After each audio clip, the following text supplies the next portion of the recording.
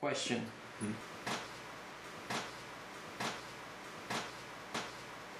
All along the street Denmark, there's a huge stretch on Denmark. Not sure what the block number is, but from Woodridge up to Borchers, Going east. going east, there's no speed bumps. Every resident that lives along that stretch wants a speed bump. Why are there, the councilman right now, Jean Bermudez, has been asked that question so many times by the residents. Put a speed bump, put a speed bump. You know, cars come zooming through there. What do residents have to do to get speed bumps placed on their street? Why haven't speed bumps been placed in that area? Because they're much needed. Or how is it determined? How does it happen? I know exactly what street you're talking about, and I know that that street has problems with speeding because it's obvious. It's so long, there's no way. Now, through bad design, that happened.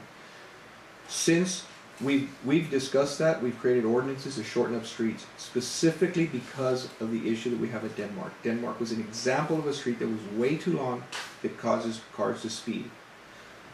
I can tell you right now that you can go to the traffic department and the citizens that live on that street could make a request, but the citizens on that street have to make the request together to the traffic department to do a study. Now, based on what that study says, you can get a speed bump or you can't, based on the study. But the ordinance has changed, and the city councilman can veto the decision of the traffic department. But the process has to be in place. The citizens have to request it. So the citizens need to get together. I propose that I go and sit with the Denmark residents and walk house to house in order to get that done, just to get the process going. Because once that process is in, then the city councilman has the authority to come back and determine whether he wants speed bumps in.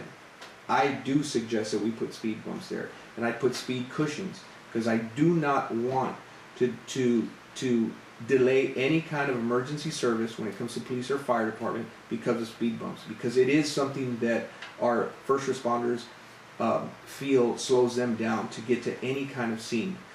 So I'd like to put in the cushions. They're more expensive, but overall, when you're looking at the safety of the neighborhood, I think it's well worth the investment to put those kind of speed bumps, because one, it'll slow down traffic.